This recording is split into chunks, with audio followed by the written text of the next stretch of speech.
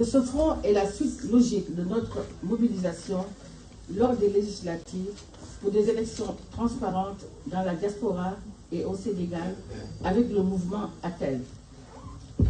Depuis, nous avons dû mener des combats épuisants et souvent dans des conditions très difficiles, mentalement, moralement et financièrement. Quelques membres ici prendront la parole certainement pour reparler de ces moments de souvenirs et de combats menés entre Paris, Genève et Milan. Notre front se positionne en vigie apolitique chaque fois que de besoin pour rappeler à l'État du Sénégal ses devoirs. Nous avons décidé de faire face et de résister farouchement aux menaces, aux limitations de liberté, aux exactions multiples, aux règlements de compte et à tout ce qui ressemble fort à une dictature rampante au Sénégal depuis l'avènement du régime Diomaye Sonko. Vous l'aurez compris, cette soirée est une sorte de team building ouvert ou élargi à nos membres, puisque sont la société civile, les partis politiques, les personnes ressources, en somme, à toutes les bonnes volontés qui ont le Sénégal au cœur et qui souhaitent que notre pays retrouve son lustre d'antan.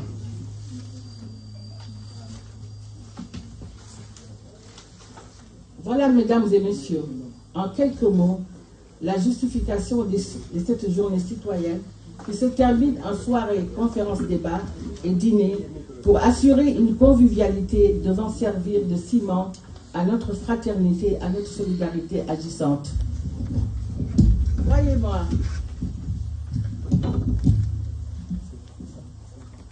Croyez-moi, notre volonté ferme de faire face à l'arbitraire ne faiblira jamais. Nous avons mis à votre disposition sur vos tables un agenda de déroulé de la soirée pour vous permettre de suivre avec nous toute la chronologie de 3 conférences, ou du moins les animations et échanges avec tous nos invités experts, ces grands cadres qui ont accepté de venir passer quelques heures avec nous et de partager leurs compétences et leurs expériences pour analyser avec nous la situation économique, politique et sociale du Sénégal. Les actualités politiques se suivent et se ressemblent parfois. Nous avons à cœur de les analyser ensemble pour pouvoir mieux forger notre envie de résister à partir de la diaspora pour qu'au Sénégal, l'État n'oublie jamais qu'un patriote défend d'abord son peuple contre son gouvernement. Je vous remercie de votre attention. Et vous serez le 22 novembre. Voyez-vous, c'est l'esprit sagittaire. Voilà. Pour vous dire. Merci en tout cas pour cette amitié, merci pour cette marque d'amitié et de sympathie. Vous, membres du Front de résistance de la diaspora, je n'ai que des mots de gratitude et de reconnaissance à votre endroit. Vous m'avez accueilli avec beaucoup d'amitié, avec beaucoup de fraternité, dans des moments de détresse, dans des moments où j'en avais le plus besoin. C'est dans des moments de détresse, dans des moments troubles, où on se sent seul et on apprécie la main tendue, la main fraternelle. Et je peux vous dire, je le dis avec beaucoup d'émotion, la spontanéité de votre soutien, la grandeur de votre mobilisation, cette générosité, non seulement m'a ébloui, mais a ébloui le monde et a ébloui le Sénégal. Aujourd'hui, membres de FRDS, sachez qu'on ne parle que de vous au Sénégal. On ne parle que de vous pour vous être mobilisés spontanément, pour être à mes côtés quand j'avais été convoqué, interrogé et dans le cadre d'une procédure à la Cour d'appel de Versailles. Je l'ai dit plus d'une fois, votre mobilisation a été stupéfiante. Tôt le matin, vous avez abandonné famille, boulot, autres occupations pour venir à mes côtés. La plupart d'entre vous, ou je dois vous dire la quasi-totalité de vous, ne me connaissiez pas avant. Vous étiez venus non pas pour ma seule personne, mais vous étiez venus pour le Sénégal, pour les idéaux que nous partageons. C'est des idéaux de justice, de paix, de démocratie. C'est un acte citoyen que vous posez. Et c'est cet acte citoyen qui aujourd'hui nous rassemble ce soir. C'est tout à votre honneur et je veux louer votre capacité de mobilisation. L'aéropage dans cette salle en témoigne. Et je peux dire que vous pouvez être fiers de ce que vous avez fait. Vous avez réussi ce que beaucoup de gens ne peuvent pas réussir au Sénégal et même ailleurs. Fédérer des gens avec un seul objectif, le patriotisme. Un seul objectif, l'idée de pousser là en avant pour le développement économique et social de notre pays, mais aussi pour le mieux-être des populations sénégalaises. Vous avez dans cette salle rassemblé hommes et femmes politiques, de la société civile, des hommes d'affaires, des intellectuels, qui ne sont pas toujours dans la politique, mais qui aujourd'hui sont préoccupés par le devenir du Sénégal, notre devenir à nous tous. C'est dire vraiment cela, c'est une gageure de ce que vous avez réussi et je vous félicite et vous encourage dans cette dynamique-là. Tantôt, j'ai parlé avec un jeune Sénégalais qui tenait à me préciser que je ne fais pas de la politique. Tout est politique. Il y a une émission de CNews qui semble bien plaire à mon ami et jeune frère Mamoudi Ibrahim. Tout est politique, encore une fois. On est en France et aussi peut-être on est dans un milieu où on peut, sans trop de risques, citer des hommes de gauche. Michel Rocard disait que si vous ne vous occupez pas de la politique s'occupera de vous. Un grand homme de chez nous, un patriarche, Abdoulaye Wade, nous enseignait, et je le reprends dans un de mes livres que j'ai offert un peu dans ma dernière publication que j'ai donnée aux organisateurs de cette rencontre, que si vous ne faites pas de la politique, des moyens méritants que vous feront de la politique et vous dirigeront et vous gouverneront et décideront à votre place. Je pense que c'est ce que nous vivons au Sénégal aujourd'hui. Je ne suis pas sûr que le meilleur de ce que recèle notre peuple en compétences, en probité, en capacité intellectuelle, mais aussi en termes de technicité ou d'expertise dans la gouvernance publique, soit aujourd'hui aux affaires dans notre pays. Je ne suis pas sûr. C'est le fruit de quoi? Peut-être que d'aucuns se sont sentis beaucoup trop précieux pour ne pas faire de la politique ou ne pas aller faire un acte citoyen. D'aucuns ont pensé le jour du vote que d'autres le décideront à notre place. Et de toute façon, ne vous en faites pas, les gens ne laisseront pas passer ces rêveurs ou bien peut-être ces gens qu'on peut considérer à la limite irresponsables. Chacun pensait se défausser sur l'autre ou déléguer sa responsabilité à un autre. Et ils ont eu une capacité de mobilisation qui a fait rêver. Ils se sont imposés à nous démocratiquement, il faut l'accepter. Et aujourd'hui, nous sommes dans une situation qu'on peut considérer comme un pétrin et on va en discuter. En fait, fondamentalement, je suis peut-être d'une trajectoire de gauche, mais avec l'évolution humaine, peut-être que j'ai pu avoir des idées de droite, mais j'aime bien citer les gens de gauche. Et sur cette question de populisme, j'aime bien quelqu'un qui s'appelle Jean Cazeneuve, Bernard Cazeneuve du moins.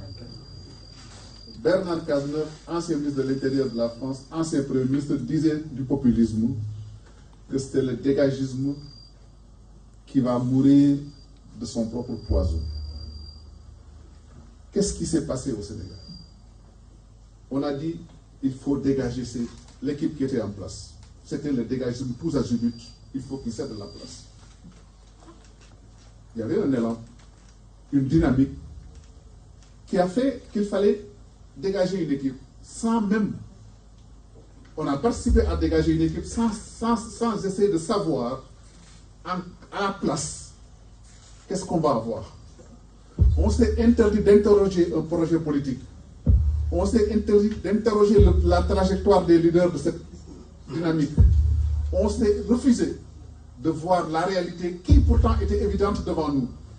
Cette réalité, c'était quoi? Ce populisme qui mentait, ce populisme qui ne disait pas la vérité, ce populisme démagogique, ce populisme qui prônait la violence, ce populisme qui prônait toutes les antivaleurs de notre société sénégalaise. Nous l'avons accepté, nous avons laissé faire. C'est au Sénégal, avec cette dynamique de populisme, qu'on a insulté les personnalités les plus sacrées de notre pays. Il n'y a pas une autorité religieuse, qu'elle soit musulmane ou d'une autre confession, qui n'ait eu droit à des insalubres au Sénégal et on a laissé faire.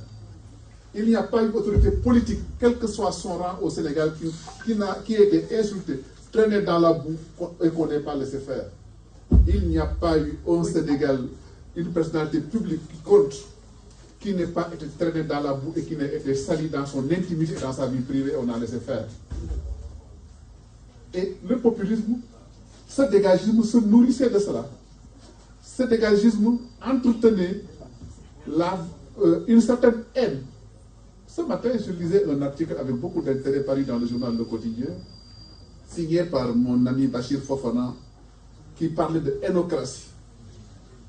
On a développé chez le Sénégalais ce qu'il y a de plus exécrable, c'est-à-dire le fait de ne pas accepter ou de ne pas supporter ou de ne pas se faire avec la réussite d'un autre. C'est ça, malheureusement, là où notre pays est arrivé. Et c'est aujourd'hui incarné, prôné par l'élite politique du pays. Et c'est ce que nous vivons tous les jours à notre corps défendant. Il n'y a pas un jour où au Sénégal on observe un acte qu'on peut dire de méchanceté gratuite, un acte d'ostracisme, un acte de règlement de compte ou un acte d'injustice à tout point de vue. Cela doit nous réveiller. Cela doit nous interpeller pour qu'on puisse se dire jusqu'où on va aller, et il faudrait qu'on s'arrête à un moment pour regarder la trajectoire de notre pays et savoir peut-être comment une prochaine fois nous repositionner et comment à l'avenir faire en sorte que le pays ou notre destin ou notre destinée ne tombe pas entre toutes les mains. Nous avons au Sénégal une manie. Chaque fois au lendemain d'une élection pratiquement, au lieu de se mettre à travail, on pense à l'élection suivante. C'est la réalité. En tout cas, au moins cette dernière décennie. Souvenez-vous, en 2019, au lendemain de l'élection présidentielle, au lieu de continuer à faire des projets qui étaient en cours et les développer et les renforcer ou créer de nouveaux projets, le débat politique au pays, c'était quoi? Est-ce que Macky Sall sera candidat en 2024? Dès le lendemain de la proclamation de sa victoire, tout le monde se disait qu'il n'a pas droit à un troisième mandat. Donc pendant 5 ans, on a été nourri, abreuvé par l'idée d'un troisième mandat qui a empesté la vie politique sénégalaise, qui l'a empoisonné, et entre-temps, l'affaire de Sweet Beauté, le jacuzzi de Sweet Beauté nous a causé tous les malheurs du monde de 2021 jusqu'à maintenant. 2024, il y a une élection présidentielle. Dès le lendemain de l'élection présidentielle, Bassirou Diomaye Faye est le président de la République du Sénégal. Au lieu de se mettre au travail, à quoi pense-t-on? Qui sera candidat en 2024? Ce n'est même pas l'opposition qui le dit. Le débat de la candidature maintenant, c'est dans le propre camp des gens qui sont au pouvoir. Dès l'élection de Bassirou Diomaye Faye, les gens disent écoutez, il n'a qu'à faire un seul mandat, après il faudra qu'il laisse la place à un autre. Donc le débat de la présidentielle de 2029 se pose au sein du parti Pastef. Mieux ou plus grave, ils ont même voulu faire une réforme constitutionnelle ou bien un chamboulement de nos institutions pour faire une présidentielle anticipée. On a vu ce qu'on a appelé ce que le triumvirat avait décidé dans notre dos, le complot qu'ils avaient fait pour se dire, écoutez, tu fais 2 ans, tu nous laisses terminer par un jeu de chaises musicales ou un jeu de prestidigisation. Qu'à cela ne tienne. Aujourd'hui, notre pays est à la croisée des chemins. C'est une expression assez galvaudée, mais il faudrait qu'on s'y arrête. On va, chers amis, chers compatriotes, tout droit dans le mur. On va tout droit dans le mur. Et c'est ce qui me permettra de parler de situation économique. Et malheureusement, les Sénégalais ne nous ont pas écoutés, nous tous, qui avions l'outrecuidance ou bien la langue tendue pour parler avant tout le monde. Souvenez-vous. Bassirou Diomaye Faye est installé le 2 avril 2024, n'est-ce pas? Dans un élan populaire, on a salué la démocratie sénégalaise, le modèle démocratique du Sénégal. Dites-vous bien que tous les signaux étaient au vert. Tous les signaux étaient au vert. Les institutions étaient fortes en place et chacune de ces institutions avait joué son rôle. Ce n'était pas discutable, n'est-ce pas? Le monde a salué l'idéal démocratique sénégalais, ce n'était pas discutable. Sur le plan économique, qu'est-ce qui s'était passé? Souvenez-vous que le 9 avril, moi je vais être factuel, le 9 avril 2024, Le premier décaissement fait en faveur du Sénégal était de 324 milliards de francs CFA, qui était la réserve de gestion préparée par le gouvernement de Macky Sall pour la nouvelle équipe dirigeante. C'était des fonds de la Banque africaine de développement. Si vous avez oublié cela, faites la moindre recherche sur Internet, vous retrouverez cela. 324 milliards pour démarrer la gestion.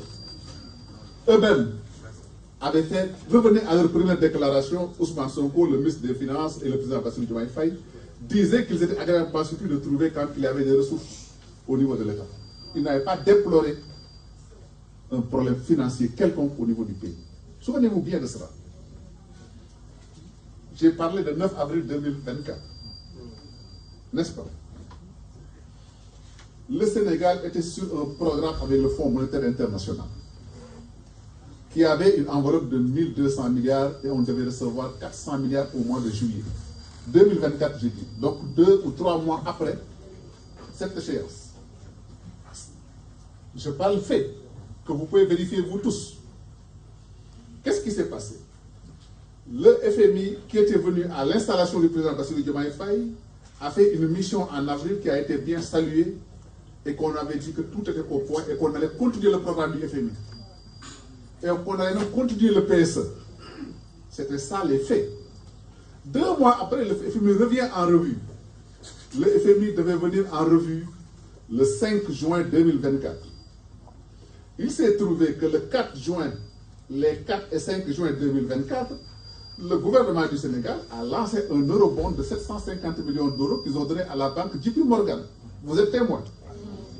Le FMI qui devait venir le 5 a considéré que, n'étant pas informé ou associé à cette opération, a préféré attendre la fin de cette opération pour venir au Sénégal.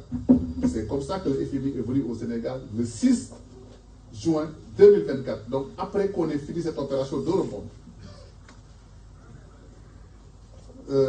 Émile Gemaël, qui est chef de mission, a fait une conférence de presse le 16 juin 2024 à Dakar. Et je parle sous le contrôle des journalistes qui sont là. En l'occurrence, un patron de presse bien réputé, Mahmoud Ibrahim, qui ne me laissera pas mentir.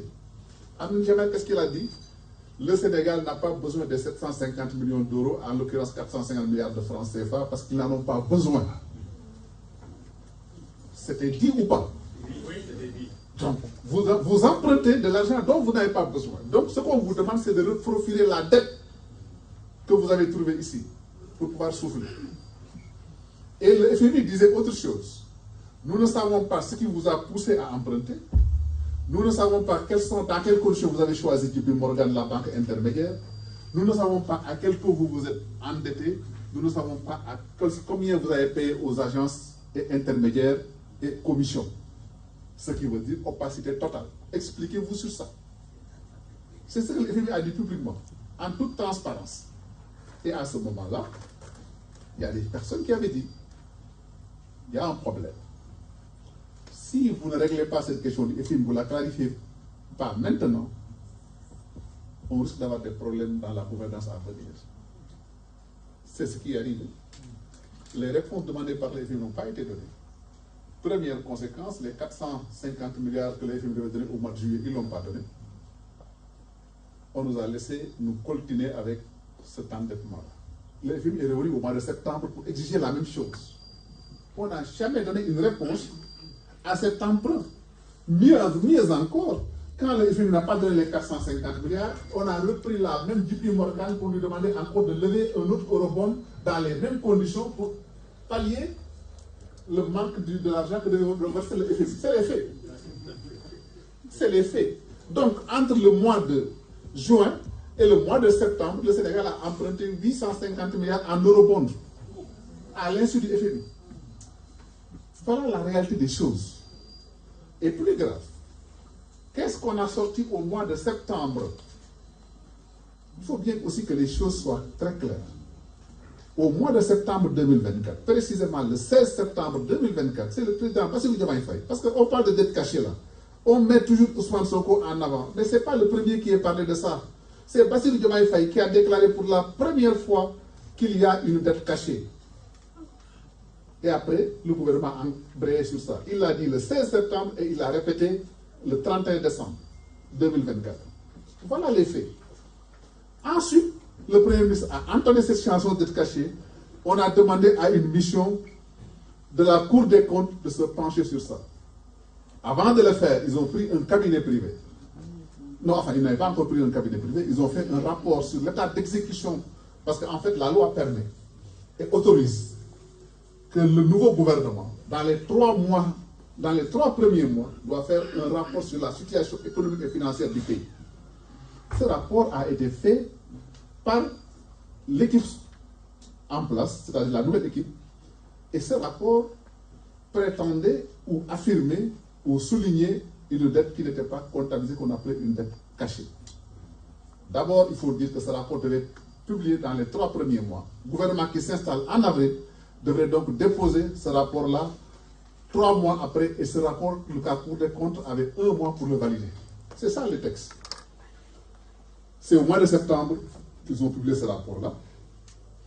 Donc 6 mois après, la Cour des comptes devait l'examiner 1 mois après. La Cour des comptes n'a pu se prononcer qu'au mois de décembre et le rapport a été publié au mois de janvier 2025. C'est ça les faits. Et qu'est-ce qui s'est passé dans cette opération-là? Peut-être que je suis un peu long, mais c'est utile aussi de clarifier les choses. La Cour des comptes, tous les rapports de la Cour des comptes sont toujours systématiquement, excusez de la redondance, adoptés en séance plénière. C'est ce seul rapport qui est le plus important dans la gouvernance d'un État qui n'a pas été adopté en séance plénière. Il n'y a qu'une seule chambre qui l'a adopté. Et pourtant, la Cour des comptes avait demandé à ce que ce rapport passe en plénière, on l'a refusé. Je l'ai souligné. J'ai fait un article pour dénoncer ce fait-là, que ça n'a pas été adopté en séance plénière, comme on le fait avec tous les rapports de la Cour des comptes. Et j'ai trouvé cette curiosité-là. Mieux encore, le rapporteur a été nommé directeur général du budget 3 mois après. C'est vous dire simplement que si les procédures n'avaient pas été respectées, qu'à cela ne tienne. Mais pourquoi je parle de cette affaire-là, c'est qu'est-ce que ça nous a amené? Ça a renforcé nos problèmes avec le FMI, et jusqu'à présent, on n'arrive pas à en trouver un accord avec le FMI. Et on ne le trouvera pas tant que cette politique-là continue, et c'est ce qui va nous mener tout droit au mur. J'ai parlé d'endettement. Entre-temps, comment faire pour financer le budget de l'État? C'était recourir au marché de l'UEMOA. Figurez-vous qu'en 2025, c'est les chiffres du ministère des Finances. Le Sénégal a pris 3 600 milliards sur le marché sous-régional de l'UEMOA pour financer son budget. C'est quoi? Certes, c'est un financement qui n'est pas en devise étrangère, c'est en devise locale. Mais quel est le taux d'intérêt avec lequel on a pris? On a pris à des taux à 2 chiffres, parce que vous prenez un endettement à 8,75%, vous y achetez les commissions, les intermédiations, les agences et les assurances, vous êtes à 10% au moins. Jamais le Sénégal n'a emprunté à un tel taux, même sur le marché sous-régional. Plus grave, à quelle durée d'endettement on a souscrit? Les dettes de 2024 ont été prises pour la plupart sur 1 an, 2 ans. Les dettes de 2025 sont prises sur 1 an, 2 ans. C'est-à-dire que c'est dettes à court terme. Il y a un embouteillage dans l'endettement. C'est ce qui fait qu'aujourd'hui, le gouvernement du Sénégal, comme vous l'avez suivi, a appelé les banques pour leur dire qu'on ne peut plus payer les dettes avant le 31 décembre, les dettes qu'on doit aux banques locales. Autre stratégie, on lève un endettement pour dire quoi? On devait vous payer, on ne peut pas vous payer, maintenant on vous le transforme en titre, c'est la titrisation. Quand vous entendez que le Sénégal a levé la semaine dernière 450 milliards, ce n'est pas de l'argent Robert. C'est un jeu d'écriture.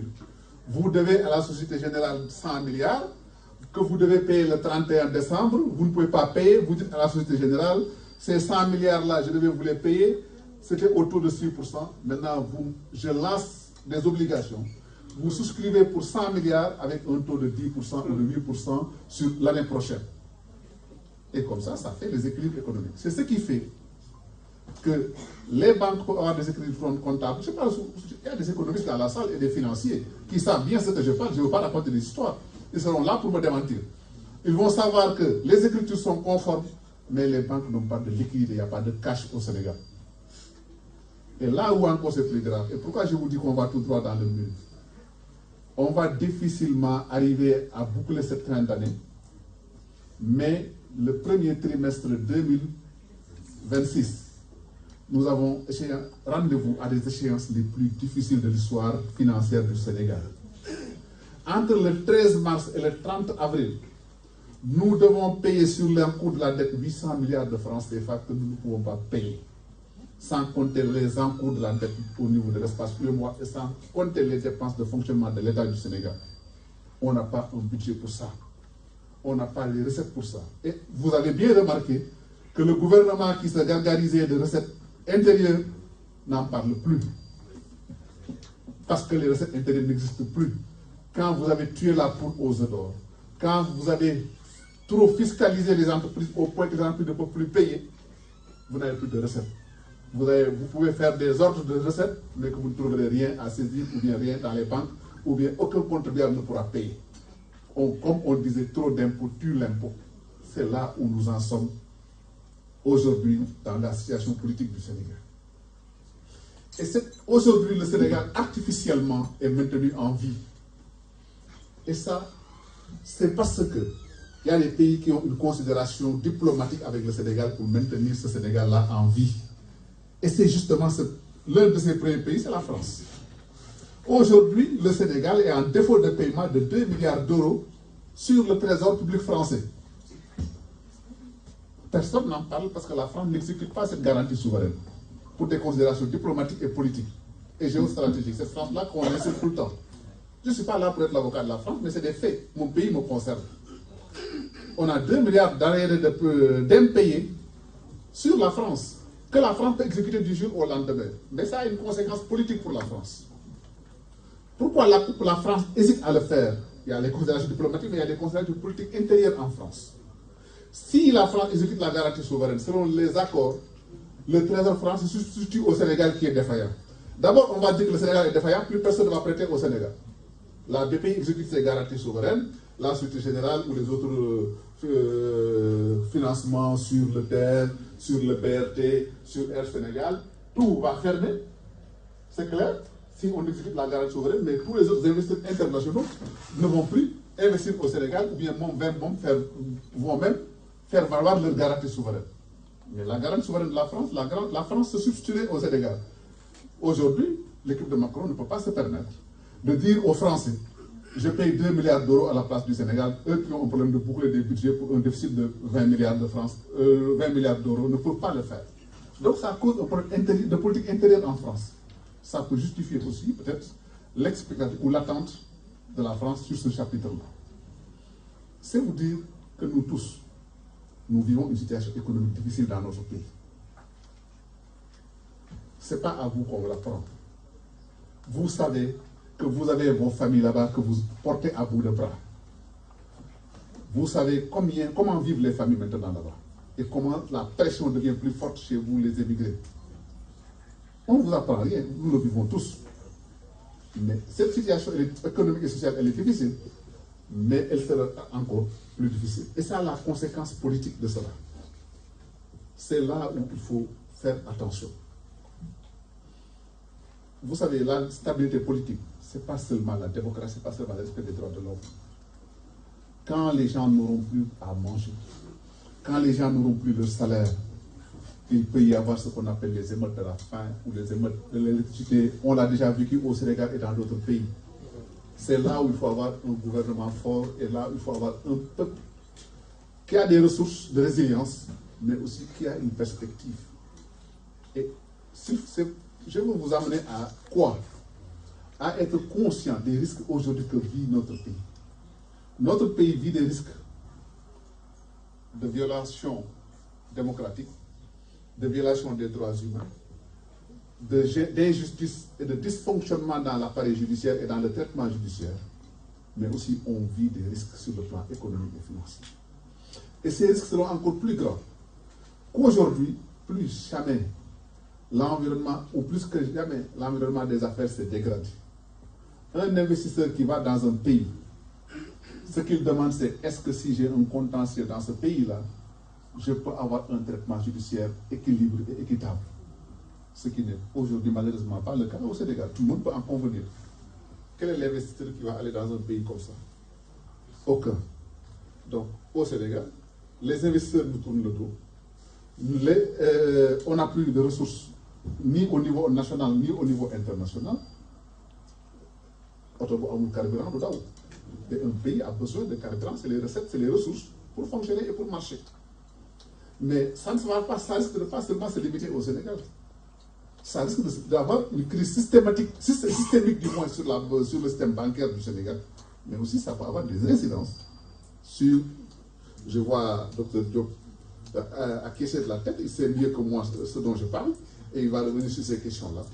Mais je veux, à titre d'introduction, attirer votre attention sur la gravité de la situation et sur l'importance pour nous tous d'en être conscients et de nous préparer aussi à dire et à faire comprendre, parce que on a mis en place une équipe démocratique, il faut bien aussi qu'ils entendent notre voix et qu'on les remette sur ce qu'on appelle le droit chemin, c'est-à-dire sur le chemin de la vie et de la gouvernance publique et démocratique. C'est dire simplement que les enjeux sont importants. Ils sont de divers ordres. Le Sénégal, comme je l'ai dit, est à la croisée des chemins. Ça nous interpelle, nous tous, et notre responsabilité à nous tous d'en être conscients. Je pense que c'est un problème diagnostiqué, on peut lui trouver une solution. Même si d'aucuns n'avaient pas diagnostiqué, avaient trouvé des solutions qu'ils ont oubliées depuis qu'ils sont en place. Tu vois, ben, vous riez, mais il n'y avait pas un livre solution. Qui en parle aujourd'hui maintenant? Qui en parle aujourd'hui maintenant? C'est justement ça le propre des démagogues. On nous vend du vent, mais à la réalité, à l'épreuve, parce que le problème du populisme et des démagogues, c'est toujours ça. Quand ils arrivent au pouvoir, c'est à ce moment-là qu'on peut les mesurer et qu'on peut les tester. Et c'est à ce moment-là qu'on connaît leurs limites. On est en France ici.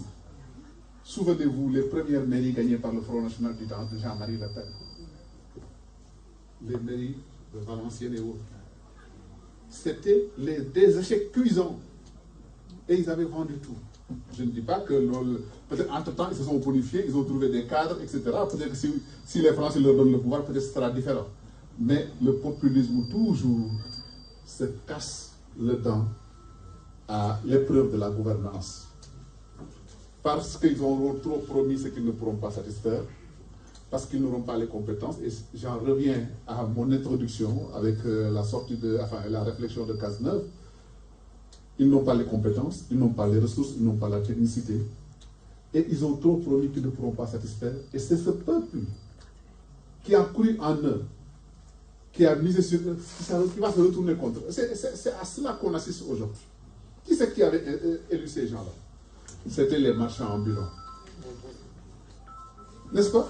Quels sont les premiers adversaires? C'est les marchands ambulants. C'est les taximans. C'est les jakartamans. C'est les ouvriers qui étaient dans le bâtiment. C'est les étudiants. C'est eux avec qui ils ont les problèmes aujourd'hui. C'est-à-dire que, et aujourd'hui, pourquoi ils se sont attaqués à ces secteurs-là? C'est toujours le propre du populisme. Le populisme, celui qui l'a porté au pouvoir sera son premier adversaire. Parce qu'il connaît la capacité de nuisance de celui qui l'a porté au pouvoir, à la capacité de mettre à la place un autre. Et il va falloir qu'il le supprime. C'est avec ces secteurs d'activité, mais c'est aussi avec les médias. C'est justement avec les médias. Ces gens-là, c'est les médias qui les ont portés au pouvoir. Et quand ils sont arrivés au pouvoir, leur premier adversaire, c'était les médias sénégalais. Ils ont cherché à les fermer, à légiférer de façon injuste, en parlant de liste de médias valables et non valables. Ils ont bloqué le fonds d'aide à la presse. Ils ont refusé de payer les contrats publicitaires. Ils ont fait de l'ostracisme à l'endroit des médias qui les avaient portés au pouvoir. Plus grave, ils ont intimidé les médias par un emprisonnement tous azimuts. C'est pourquoi je salue, c'est l'occasion pour moi de saluer la ténacité et le courage des journalistes sénégalais et des hommes de médias, des hommes et femmes des médias, qui ont payé durement leur engagement et leur courage. Je parle des Badara Gadega, je parle des Abdounger, je parle des Bachir Fofana, je parle de toutes ces femmes et tous ces hommes des médias qui ont eu à en pâtir parce que le régime ne veut pas qu'on parle de la réalité du pays. Et c'est justement cela qui est le propre, encore une fois, de ces gens qui sont arrivés au pouvoir et qui aujourd'hui veulent nous mener en bateau. Fatou, vous avez raison. Vous avez dit que la dictature qui s'installe, elle s'installe. Il ne faut pas qu'on ait peur des mots. Ce qui se passe au Sénégal est de la dictature. La dictature, c'est quoi? C'est refuser d'être critiqué. Refuser aux citoyens le droit de dire que ça ne marche pas. Et menacer de la prison ou emprisonner quiconque dit le contraire. C'est le Premier ministre qui a dit, sur la question de la dette dont on parlait, que celui qui dit qu'une dette cachée n'existe pas doit aller en prison. Donc celui qui ne pense pas comme moi, ou bien qui ne dit pas la même chose que moi, doit aller en prison. C'est pas de la dictature, ça. C'est pas de la dictature, ça. C'est ce Premier ministre qui vient nous dire il nous faut qu'on ait des magistrats, des juges du projet pour faire ce que nous voulons faire. Où est-ce qu'on a entendu des juges du projet, des juges contre le projet? C'est au Sénégal pour la première fois qu'on a entendu dire ça. C'est au Sénégal où on entend un Premier ministre, je parle sous le contrôle de mon ami El Daniel Sow, ça ne se dira jamais en France, qu'un Premier ministre dise que si moi je dis au ministre de l'Intérieur, au ministre de la Justice d'arrêter personne, il va le faire. Voilà. Je n'invente rien. C'est au Sénégal qu'on entend dire ça. Des énormités ou des grossièretés de la sorte. Ce n'est pas de la dictature, ça. Est-ce qu'on va accepter de vivre dans la dictature? Je ne pense pas. Nous avons payé un lourd prix pour les évolutions démocratiques de ce pays. Nous ne l'accepterons pas. Et mieux, il y a deux catégories de citoyens, ou ce qu'on appelle des patriotes. Les patriotes, ce ne sont pas vous qui travaillez durement et qui aimez votre pays. Les patriotes, c'est ceux qui ont été les insurgés de Sweet Beauté, qui entre 2021 et 2024 ont cassé des écoles, ont cassé des hôpitaux, ont cassé des tribunaux, ont cassé des commissaires de police, ont insulté les gens, ont cassé des bus et ont cassé des centrales électriques. C'est ces gens-là qui sont des héros. C'est les héros de Sweet Beauté. Et c'est ces gens-là à qui on donne des fonds publics pour les indemniser. Voilà, une belle formule. C'est vous dire, voilà à quoi est réduit notre pays. On est en train de promouvoir ce qu'il y a de plus exécrable. Comment récompenser celui qui casse le bien public et qui le détruit? On prend nos fonds publics pour le récompenser, de récompense qu'on leur donne. Non seulement on a fait des décrets pour certains d'entre eux qui ont revendiqué publiquement avoir brûlé une centrale électrique, avoir tué ou avoir fait ceci ou cela, on les a récompensés, mais aujourd'hui on leur donne de l'argent chopette, nos fonds publics. C'est vrai ou c'est pas vrai? Jusqu'à ce que le ministre de la Femme dit que nous avons pris l'argent pour les aides pour les bourses familiales pour donner à ces gens-là. C'est vrai ou c'est pas vrai? Donc voilà la situation que nous vivons au Sénégal. Et ils sont gagnés par ce qu'on appelle l'arrogance du pouvoir. C'est l'arrogance du pouvoir qui dit quoi? C'est ce qu'on appelle l'outrecuidance du nouveau riche, le parvenu. Quand un ministre dit Abbas Bouleke 5 milliards de montagne, c'est nous insulter nous tous. Et nous vivons ça au Sénégal. L'outrecuidance ou l'arrogance du nouveau riche, c'est qu'un Premier ministre balade à travers le monde en quête privée. Ça n'a jamais existé au Sénégal. On nous parlait d'économie budgétaire. Mais regardez le budget de l'État du Sénégal, la masse salariale de la fonction a augmenté. À chaque mois, depuis qu'ils sont arrivés au pouvoir, on a augmenté 3 milliards de masse salariale à payer à qui? À des gens qui n'avaient ni la qualification, ni le titre, on leur donnait des avantages. Au Sénégal, on a vu pour la première fois un Premier ministre avoir des fonds politiques équivalents aux fonds politiques du président de la République. Parce qu'on a deux présidents. Voilà la réalité du pays. Personne ne le conteste. Le Premier ministre a un fonds politique de 9 milliards. Quand vous regardez le budget, vous n'allez pas voir fonds politique du Premier ministre 9 milliards. Vous ne verrez pas fonds politique du président de la République 11 milliards. Vous ne verrez pas fonds politique du président de l'Assemblée nationale 5 milliards. C'est ce qu'on appelle les dépenses de transfert. C'est comme ça. Donc ils vont dire, oui, qui va me montrer qu'il y a des fonds publics dans le budget? Mais oui, vous ne le trouverez pas, mais c'est les dépenses de transfert. Voilà. Et ces montants sont là-bas. Et ils sont tellement njouglans qu'ils ont rompu avec une pratique de transparence qui était en cours au ministère des Finances. C'était quoi? Au ministère des Finances depuis toujours, quand on allait sur le marché financier, on faisait un communiqué pour dire que nous sommes allés sur le marché financier. Nous avons cherché ça, voilà ce que nous avons obtenu, voilà les taux réels. Et les taux de commission, c'était systématique. On ne le fait plus. On ne fait plus quoi? Rapport d'exécution trimestriel du budget de l'État. On ne l'a pas publié jusqu'au mois de septembre 2024. On ne le publie pas. Il a fallu peut-être une langue pendue comme la mienne dénonce cela pour qu'on puisse nous sortir un rapport d'exécution budgétaire du dernier trimestre de 2024, mais un rapport opaque parce qu'on n'a pas mis dans le rapport les dépenses par ministère. Et c'est parce qu'à ce moment-là, c'est à ce moment-là que j'avais souligné qu'il y avait 8 milliards pris par le Premier ministre sur des fonds politiques. Donc, c'est à ce moment-là qu'ils ont arrêté de le faire. C'est vous dire simplement qu'ils font tout le contraire de ce qu'ils avaient prêché. Je commence à être trop long. Il faut que je m'arrête parce qu'on aura l'occasion de débattre et aussi on a beaucoup attendu.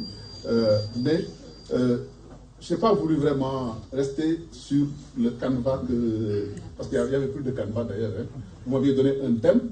Aujourd'hui, vous m'avez dit que ça a changé, etc. Alors donc finalement, je parle comme je veux. Merci. Vous avez le droit. Voilà. Encore une fois, je vous remercie. À mon engagement, je pense que je vais faire un discours de rupture. Je ne vais même pas parler de discours. J'ai plutôt échangé avec l'auditoire. Je pense que le doyen Madiambal avait donné le tempo en sortant complètement du thème.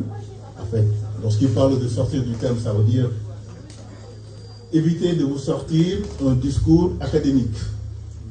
Je ne suis pas en face d'étudiants, mais je suis en face des Sénégalais. Je pense que, s'il vous plaît, derrière, est-ce que vous pouvez juste nous prêter votre attention, juste pendant quelques minutes? Parce que nous sommes là, certes, table de refedna, mais c'est le Sénégal qui nous écoute et qui nous regarde. La diaspora sénégalaise a toujours joué un rôle très important dans la vie socio-économique du pays. J'avais l'habitude de dire il faut qu'on évite de considérer notre diaspora comme une entité à vocation économique. Quand le Sénégal s'enrhume, ou quand le Sénégal tousse, c'est sa diaspora qui s'enrhume. À chaque fois qu'il y a des problèmes au Sénégal, c'est nous qui en pâtissons. À un moment donné, pour certains d'entre nous, nous refusons même d'ouvrir nos téléphones, tellement que la sollicitation est à un niveau incommensurable. Est-ce que c'était le but de notre présence ici?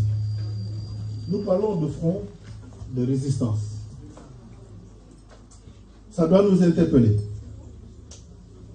La situation actuelle du Sénégal doit nous interpeller. Et je pense que c'est la raison pour laquelle nous sommes ici. Je me refuse de vous sortir un discours académique. Je me refuse de rentrer dans des considérations, disons, intellectuelles. Parce que les différents interlocuteurs qui m'ont précédé en ont déjà parlé. Les gens qui sont le plus écoutés au Sénégal, ce sont les gens qui sont les moins diplômés. Et c'est l'occasion de rendre hommage à Abdou Nguer, un Badara Gadiaga à qui on a reproché de ne pas avoir le BFM et qui a su tenir en haleine toute une population. Un Abdou Nguer qui parle, c'est tout le Sénégal qui retient son souffle parce qu'il nous sort un discours que nous avons envie d'entendre. Et c'est ce même discours que nous devons sortir d'ici aujourd'hui. Je vous remercie, vous avez parlé de la situation socio-économique, ce que j'aurais dû faire. Vous avez évoqué l'histoire même des eurobonds. J'ai fait 2 précisions par rapport à cela. Le premier eurobond, il a été fait dans un cadre public, privé plutôt. C'est-à-dire, c'est un appel d'offres pour lequel on sélectionne les gens qui vont solutionner pour cet eurobond. Raison pour laquelle il n'y a pas eu la communication. C'est quand il y a eu le débat autour de cela que le ministère a bien voulu sortir son communiqué pour essayer de se justifier. Au-delà, c'est juste quelques précisions pour vous montrer le niveau, disons, Je ne parlais pas du niveau d'endettement, c'est-à-dire la situation catastrophique, dramatique dans laquelle le Sénégal se trouve aujourd'hui. Le second eurobond, on parle de second eurobond, mais qui a été souscrit entièrement par JP Morgan. Entièrement. Ça veut dire que nous sommes aujourd'hui à la merci de JP Morgan, qui peut en faire ce qu'il veut. Et nous ne connaissons pas quels sont les détails qui sont derrière cette soumission, disons, à sens unique. Le Sénégal traverse une situation très compliquée. Nous le savons tous. Et je l'ai dit à l'entente de mes propos. Nous parlons de la jeunesse sénégalaise. Cette jeunesse qui a porté au pouvoir ce nouveau régime. Incarné par un jeune, soi-disant, avec 2 femmes. Mais bon, telle est la nouvelle jeunesse sénégalaise. Un jeune qui, à peine arrivé au pouvoir, s'est attaqué à cette même jeunesse. Juste avant de venir, j'ai eu quelques compatriotes qui sont à Ajaccio, comme vous le savez. Un jeune Sénégalais a été tué aujourd'hui. À Ajaccio. Tout à fait. Un Sénégalais, il avait 26 ans. Soi-disant, c'est un étudiant, et je reviendrai sur ces termes, parce que d'habitude, on a pour habitude de coller l'immigration aux gens qui n'ont pas, fait les bancs ou autre chose.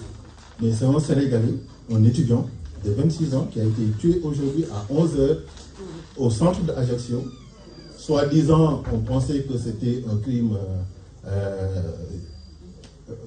djihadiste, comme ils ont l'habitude de dire en France. Finalement, ils se sont dit qu'il s'est attaqué aux populations avec un couteau et il a été abattu par la police française.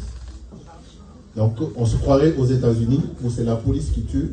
En France aussi, c'est pareil. Jusqu'à l'heure où je venais ici, je n'ai pas entendu une autorité sénégalaise faire un communiqué ou parler de cette situation-là. Ça doit nous interpeller. Nous sommes là, certes, pour parler du Sénégal et ces problématiques aussi doivent nous interpeller. Cette jeunesse qui a porté ce pouvoir, ce régime au pouvoir, a été la première oubliée. Et ça, je pense que nous l'avons vu avec l'histoire des étudiants. Nous l'avons vu avec les Jakartamans. Nous l'avons vu avec les gens le secteur informel, le secteur dit informel, parce que je vais être un tout petit peu juriste aussi. Donc, le secteur dit informel, et qui n'a rien d'informel, ce sont ces gens-là aujourd'hui qui pâtissent du comportement de ce gouvernement. Pourquoi? Parce qu'on nous avait vendu du vent. Au moment où les Sénégalais qui avaient osé, je pense que Pouy l'a rappelé, et Sarr est bien placé pour en témoigner, je faisais partie des rares candidats à la présidentielle qui dénonçaient le fait que ce que ces gens sont en train de nous dire, c'est du vent.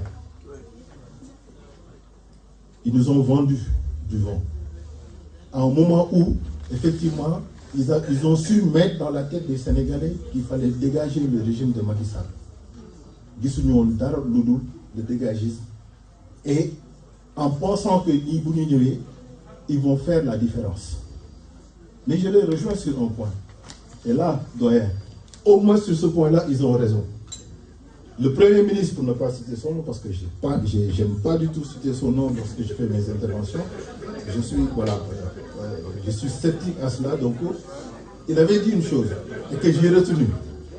Et il a eu raison. Il nous avait promis de changer le Sénégal en 2024. Il avait juré.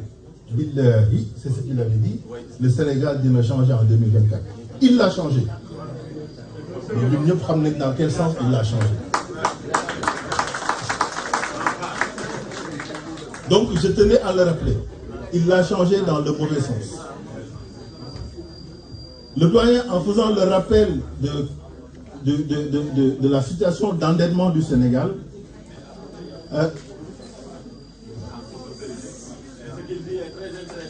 à votre attention, s'il vous plaît. Non, ça va venir. Essayons de nous concentrer un tout petit peu sur ce que nous disons, parce que c'est important.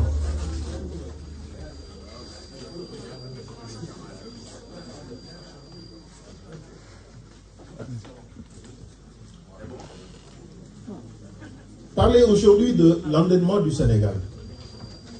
On nous parle de 135% du PIB. Les Sénégalais ne peuvent pas connaître l'impact que ça peut avoir sur notre vie à nous. Vous savez pourquoi? Parce qu'on n'a jamais su, dans une moindre mesure, l'impact que le PIB positif pouvait avoir sur nous. Donc quand on parle d'endettement du Sénégal, les gens ne peuvent pas s'en rendre compte. Et le paradoxe, parce que là, souvent, comme je l'ai dit, en ma qualité d'ingénieur financier, nous avons été formés, traînés pour pouvoir trouver des solutions là où il n'en existe pas. D'ailleurs, vous avez raison, quand vous dites que soit les intellectuels se sont désengagés, ou bien à un moment donné, on pensait que c'est les autres qui allaient régler le problème du Sénégal. Moi, j'avais refusé, et c'est pour cela, c'est la raison de mon engagement politique. Mais ce que je veux inviter les Sénégalais à comprendre, avec ce taux d'endettement, c'est que sur le plan financier, parce que j'aurais pu sortir un discours alarmiste là-dessus, mais ma conscience professionnelle me l'interdit dans la mesure où la situation n'est pas aussi alarmiste que ça, si nous connaissons les leviers sur lesquels nous pouvons mettre le doigt, les leviers sur lesquels nous pouvons appuyer. Le Sénégal est un pays minier, nous le savons tous. Nous savons tous le niveau de détermination des réserves du Sénégal qui sont aussi aujourd'hui estimées à des milliards de barils si on parle du pétrole. Le gaz, je n'en parle même pas. Mais derrière, est-ce que le Sénégal est une puissance minière? Le paradoxe est important. Nous sommes un pays minier, mais nous ne sommes pas encore une puissance minière. Et c'est ce qui fait qu'aujourd'hui, ces gens, lorsqu'ils ont voulu porter le message, ils se sont basés sur ça, sur ce discours. Les gens pensaient que, qu'est-ce qu'on nous avait vendu pour nous de la diaspora? Que ça va être l'effet inverse. Que nous allons rentrer au pays et que c'est les gens de l'étranger qui vont essayer de venir au Sénégal pour trouver un emploi ou autre chose. Mais ce n'est pas le cas. Au contraire, à un moment donné, ils sont venus s'adresser encore une fois à cette diaspora pour demander à ce que, encore une fois, que la diaspora puisse utiliser ses deniers et venir au secours de son pays. J'interpelle vous, je ne dirais pas membres de la diaspora, mais vous, la diaspora sénégalaise, c'est vous que j'interpelle. Pour la bonne et simple raison qu'à chaque fois que le Sénégal a voulu être triomphant sur certains niveaux, il a fait appel à sa diaspora. J'en veux pour preuve le football. N'eût été l'implication de la diaspora, le Sénégal n'aurait pas son étoile. Pourquoi est-ce qu'on devrait être en reste pour la politique? C'est pour cela que je salue cette initiative du Front, qui est un signal très important pour le Sénégal et pour la diaspora aussi, de manière générale. Le doyen l'a dit, nous sommes en train, vous avez réussi quelque chose qui est très difficile aujourd'hui au Sénégal. Ne serait-ce que réunir dans une même salle plusieurs partis politiques, sans pour autant qu'il y ait des déchirements et des casseroles qui s'envolent, je pense que c'est une prouesse. Ça veut dire qu'au-delà de nos obédiences politiques, ce qui nous intéresse, c'est l'intérêt supérieur de la nation. Ce que semblent oublier nos actuels dirigeants. Nous avons tous entendu parler des efforts que nous devons fournir, des efforts que nous devons faire pour sortir le Sénégal de cette situation. Des efforts pour lesquels je n'ai pas encore vu dans les réformes ou éventuellement dans les propositions des restrictions qui sont faites sur les coûts budgétaires concernant nos institutions ou concernant le fonctionnement de l'État. L'État continue d'embaucher, il continue à avoir les mêmes privilèges. Le Premier ministre voyage en jet privé et jusqu'à présent, c'est les Sénégalais qui doivent se serrer davantage la ceinture pour pouvoir sortir le pays de cette situation carabineuse.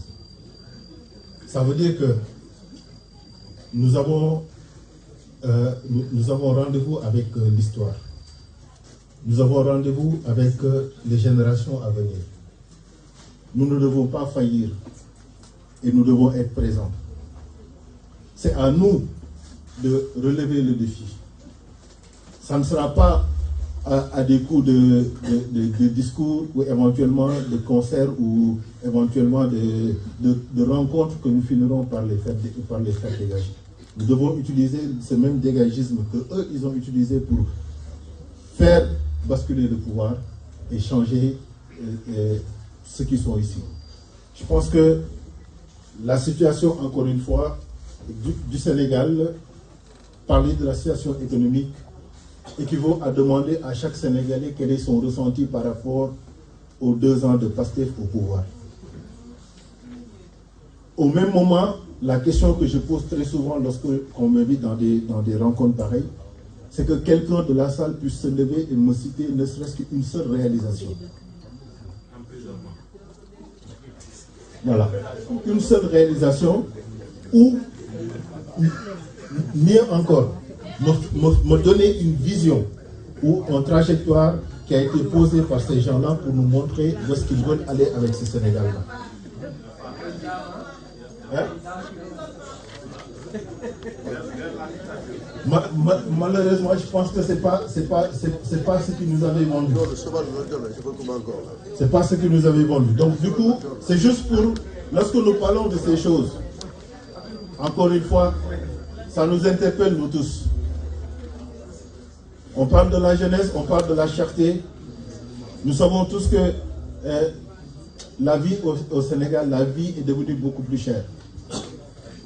C'est un euphémisme de le dire, que la vie est devenue plus chère. J'avais dit lorsqu'ils ont sorti les fameux rapports trimestriels que nous allons vers l'asphyxie. Je l'avais dit depuis le mois de décembre de l'année dernière, que 2025 va être très compliqué pour les entreprises sénégalaises. Parce qu'il y a une pression fiscale qui ne s'explique pas.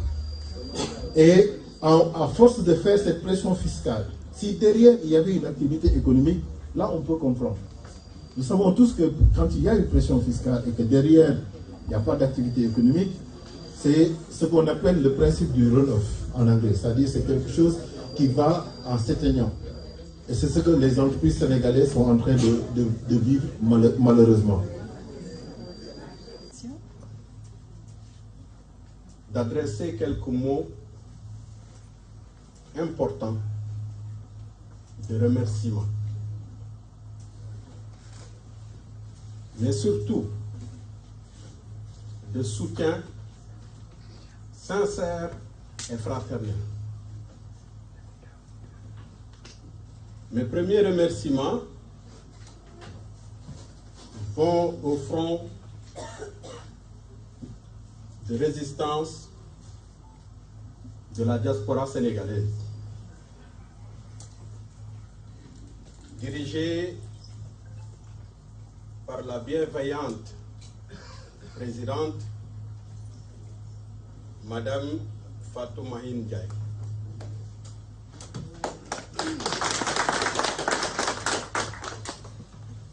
Que je remercie pour son engagement constant,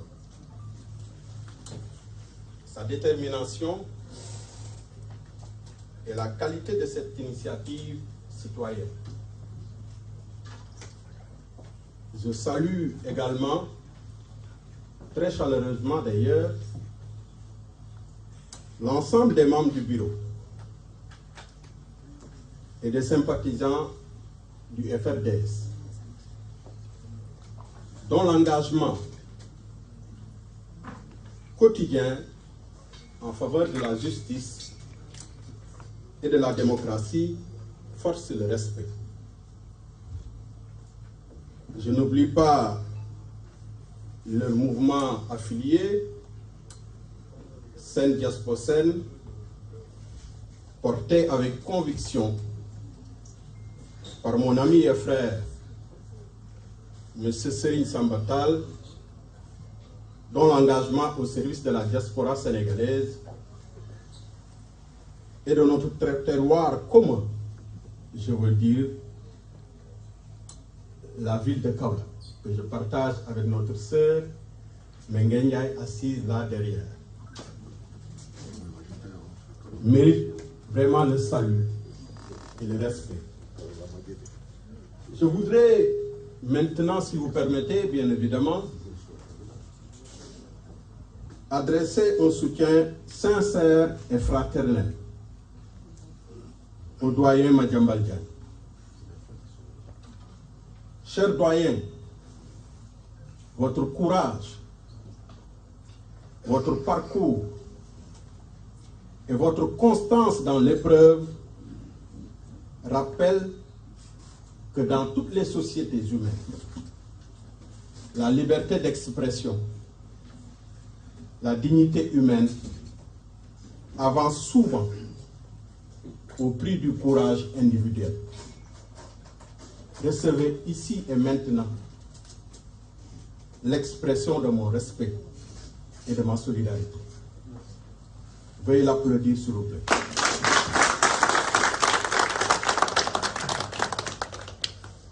Ces mots ne sont pas que protocolaires, chers amis, chers concitoyens. Ils s'expriment avec une profonde conviction.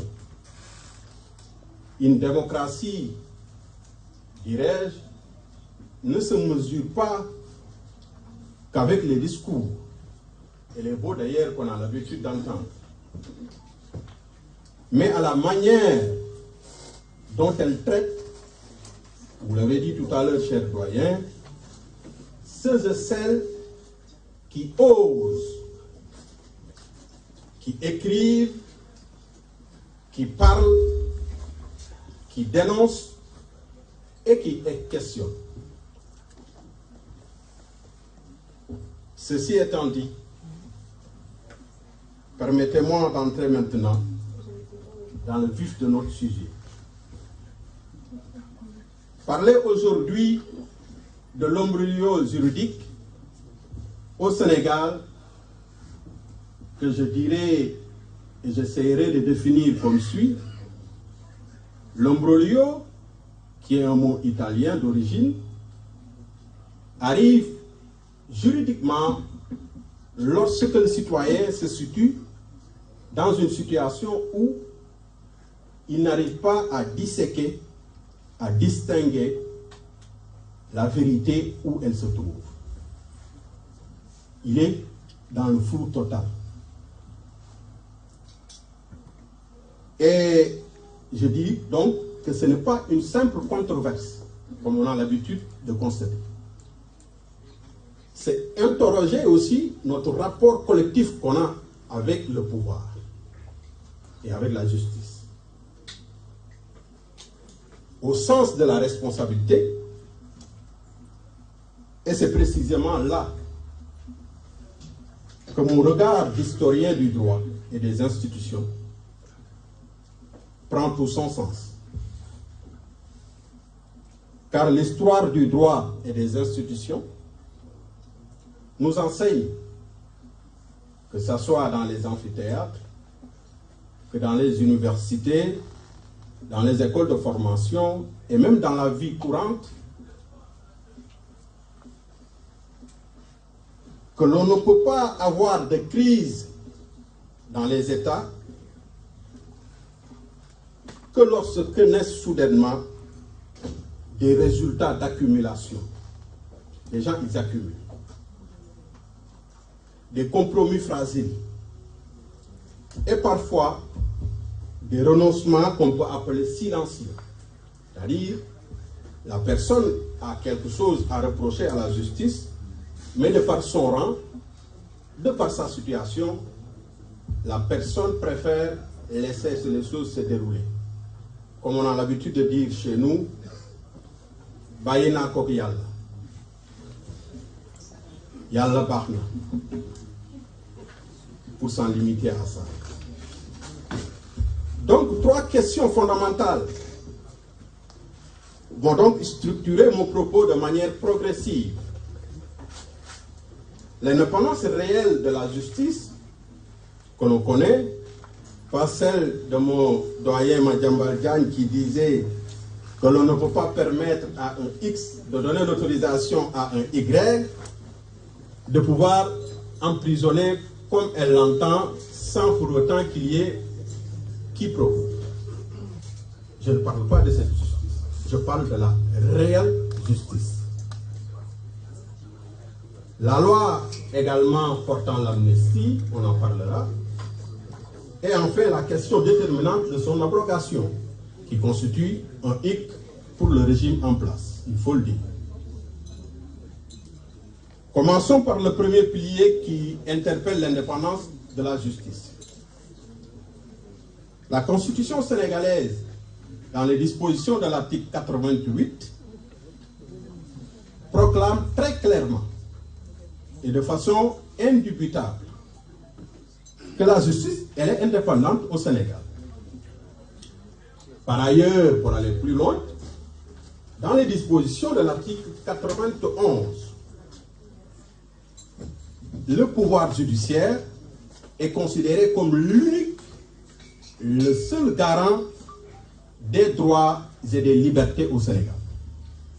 Je répète, l'article 91 nous indique qu'il est le garant des droits et des libertés au Sénégal. Sur le plan des textes, donc nous n'avons pas de problème particulier à se poser. Tout semble être clair, comme de l'eau de roche. Mais en réalité, sur le terrain, cela ne se passe pas comme souvent on le veut, ou bien on le souhaite. Naturellement, ça pose débat. Mais ici, c'est ici donc que l'histoire du droit a son importance, le rappel. Comme on le dit souvent, même dans le dogme musulman, ça profite aux croyants. C'est important. Nous invite à aller plus loin. Cette indépendance de la justice ne se mesure pas uniquement à des articles constitutionnels. Article 1, article 2, article 3. Non, ça va plus loin. Il faut que ces articles se reflètent par rapport à la confiance qu'elles inspirent les dispositions constitutionnelles au Sénégal. Et c'est précisément à ce niveau que le malaise apparaît très souvent avec les applications juridiques. Quand certains dossiers, il l'a rappelé tout à l'heure, progressent très vite,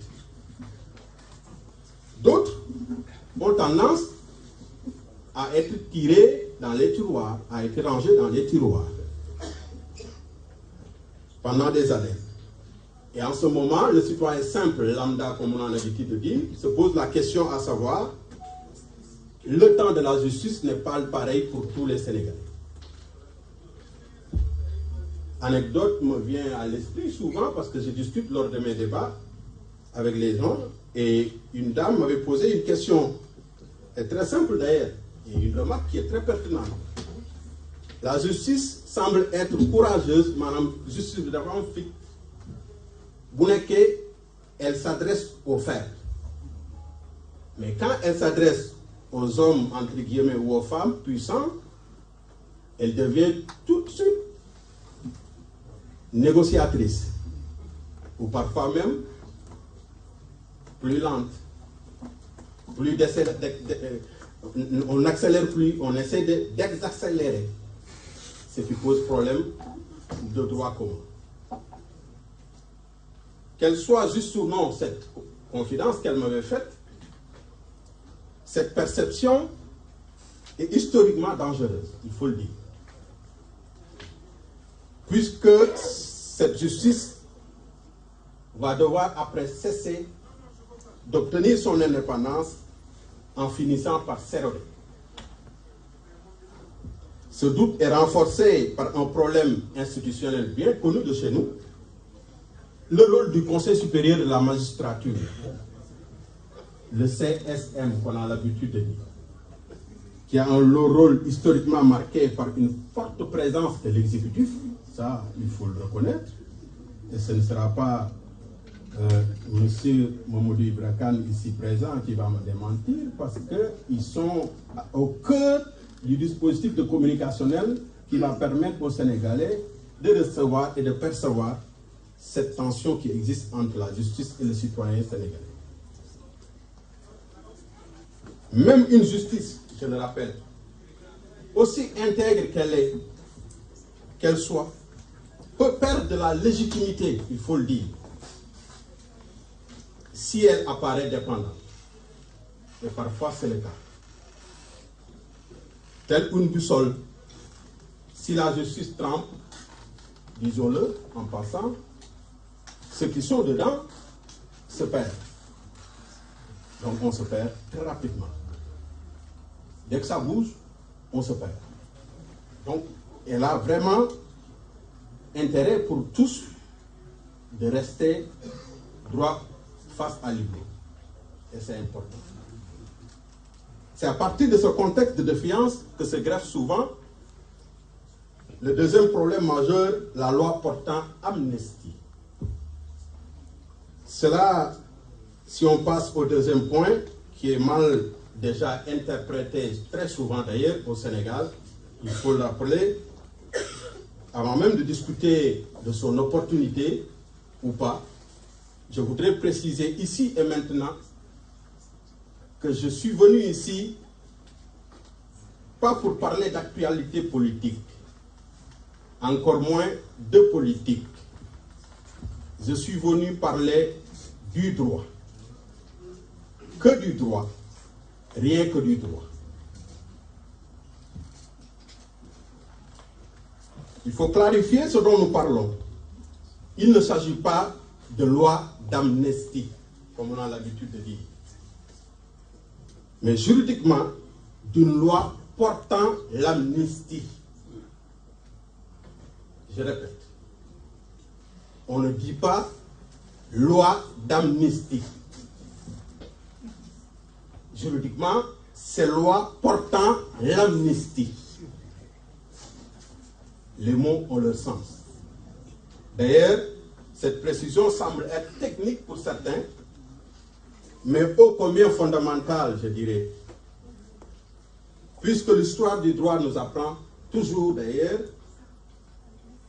que toutes les dérives institutionnelles, systémiques, tout ce que l'on veut comme articulation, commencent très souvent par une dérive des mots, des changements de mots. Et à partir de ce changement, ça peut créer le clash. Et l'amnistie n'est pas une loi autonome, on le rappelle très souvent d'ailleurs, les juristes le disent. C'est un effet juridique exceptionnel, décidé par la loi certes, qui efface l'infraction en tant que telle, éteint l'action publique, le ministère de la Justice qui n'arrive plus à intervenir à travers ses parquetiers, c'est-à-dire ceux qui sont au parquet, comme étant les procureurs de la République et autres, empêche toute poursuite judiciaire.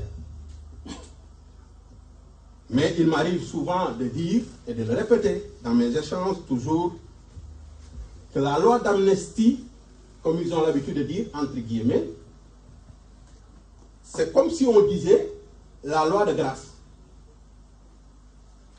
Alors que la grâce est un effet. C'est un effet, la grâce. Et non une loi, ni un texte. Donc il est interdit de dire loi d'amnistie.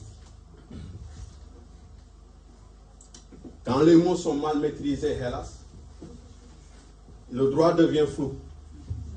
Et quand le droit est flou, l'injustice n'est jamais loin. Mais ce flou, il faut le rappeler, n'est pas que théorique. Il produit des effets très concrets d'ailleurs sur la vie des citoyens. C'est le problème qui se pose si on arrive à abroger ou pas. Est-ce que les Sénégalais qui ont été victimes auront la possibilité de se faire dédommager ou pas? Ça pose souvent le problème. Une loi alors portant l'amnistie ne se contente pas d'apaiser les esprits, déjà irrités d'ailleurs au niveau du Sénégal. Il ne se contente pas non plus d'apaiser un climat politique assez tendu, comme on a l'habitude de voir et qu'on est en train de vivre au niveau du Sénégal. Elle impose le silence judiciaire.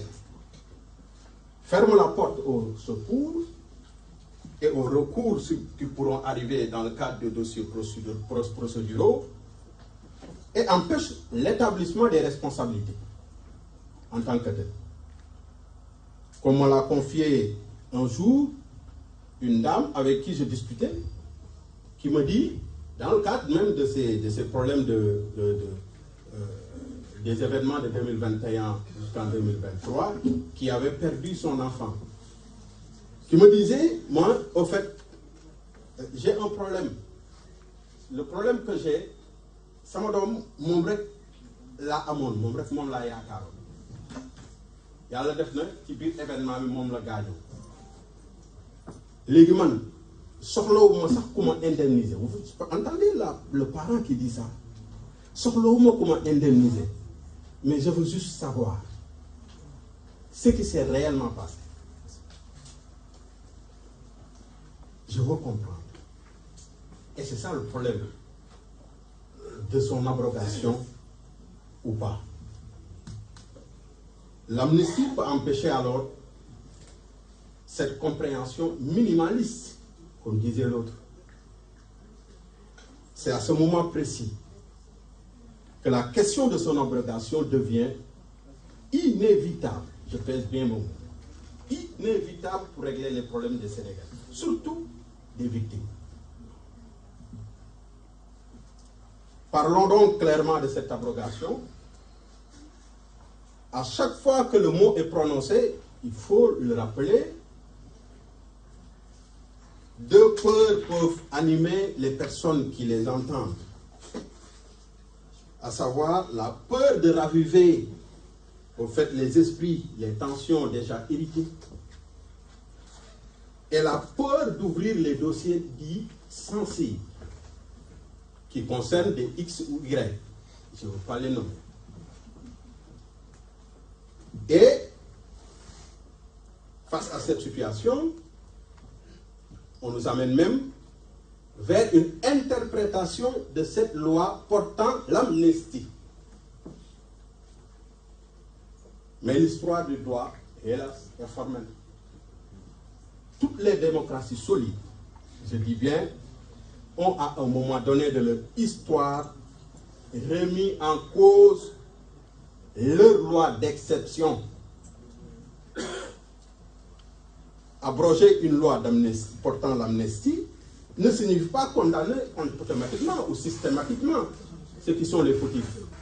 Non, ce n'est pas le cas. Régler des comptes avec X ou Y non plus, ce n'est pas la situation. Replonger le pays dans le chaos indescriptible qu'on a connu entre 2021 et 2023 non plus, loin s'en faut. Cela signifie clairement rendre la compétence aux juges, redonner une voix aux victimes et permettre une appréciation au cas par cas.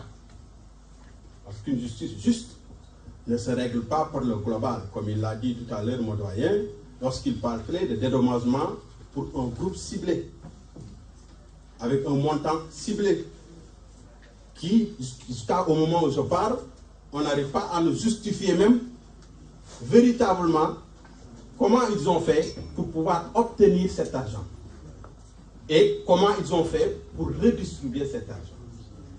Donc ça pose problème.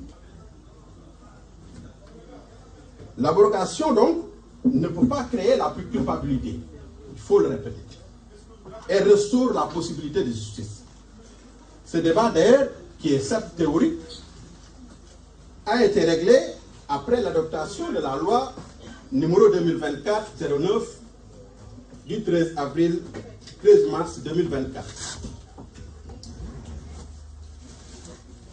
Nane Sareni ak kii ñi ngi xool affaire yi mais nañ concentré wu nañu wax ak man ba pare ñi ngi xool bagage Sarr maîtriser wu mën a ko def dafay yomb trop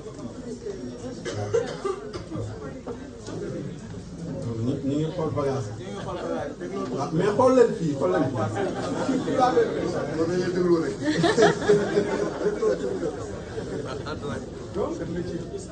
donc ce débat n'est pas que théorique.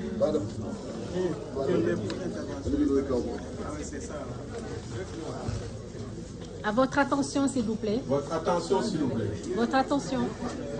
Ah oui, mais ça règne vraiment milliard.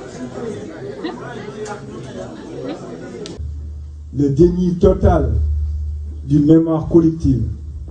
On doit tous, quelles que soient nos sensibilités politiques, se dresser pour l'arrêter, tout simplement. Pour nous bouger sur nos doigts, sur nos diagbali, surtout sur nos sœurs.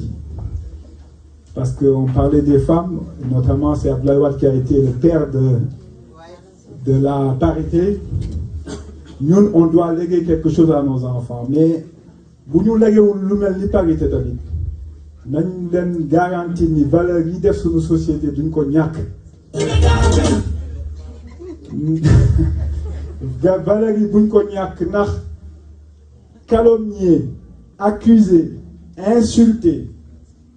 Diaïdole, Biam Sénégal, ce n'est pas nos valeurs. On ne peut pas l'accepter. On ne l'acceptera pas. Il faut un leadership nouveau, un leadership positif, un leadership audacieux. Parce qu'un leadership audacieux, un leadership, il n'a pas besoin d'accabler des gens, de s'acharner sur des gens pour convaincre et faire porter son message. Donc, nous avons dit parce que vous avez contribué à l'élan de ce nouveau type de leadership sénégalais. Je vous dis au nom du FRDS, bon appétit et encore un grand merci à tous d'être là. Tout à l'heure, je repasserai, mais là, je ne parlerai peut-être pas pour le FRDS. Je vais laisser la parole à une femme. Je vais lui baisser le micro et j'aimerais qu'on l'écoute attentivement, s'il vous plaît.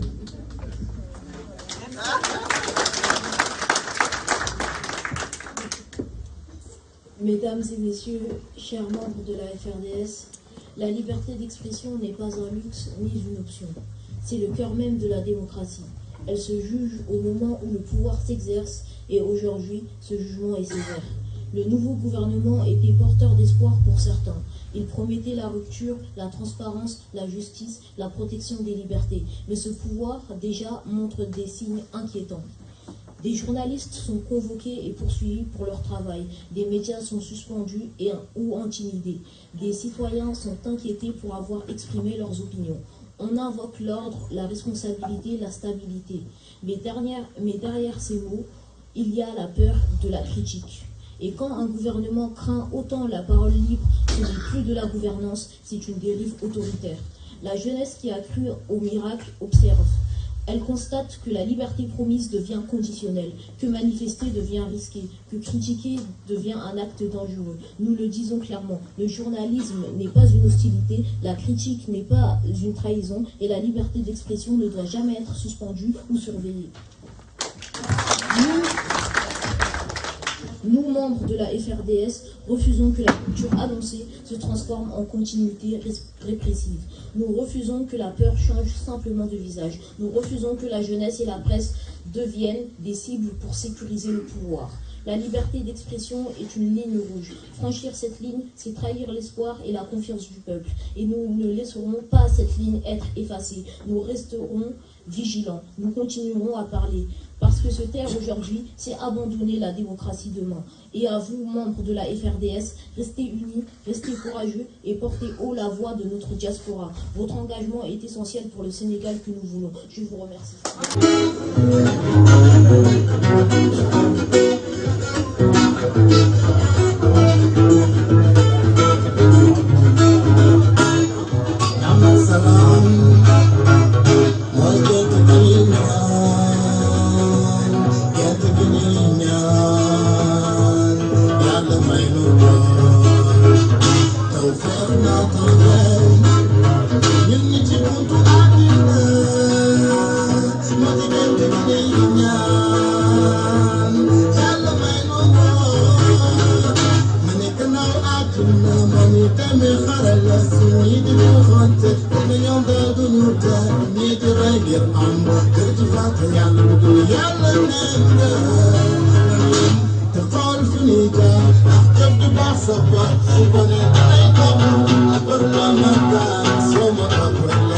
Someone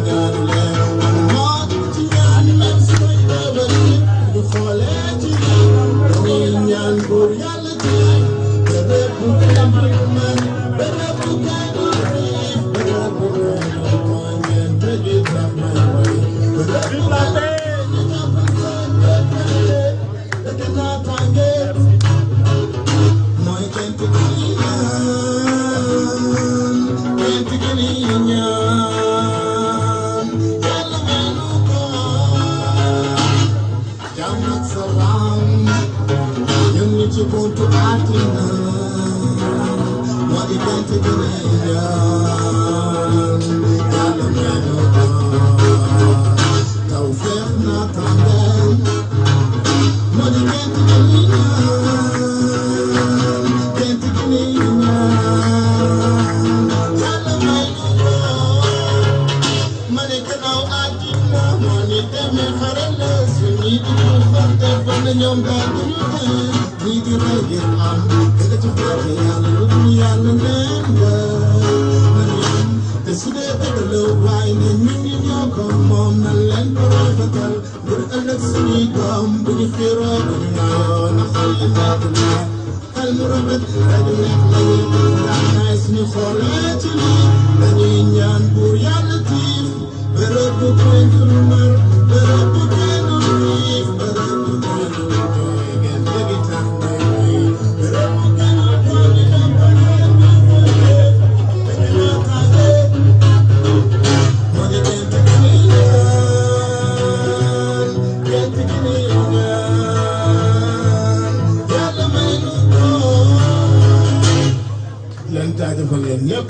Et je retiens qu'il s'appelle Fallou, Serigne Fallou.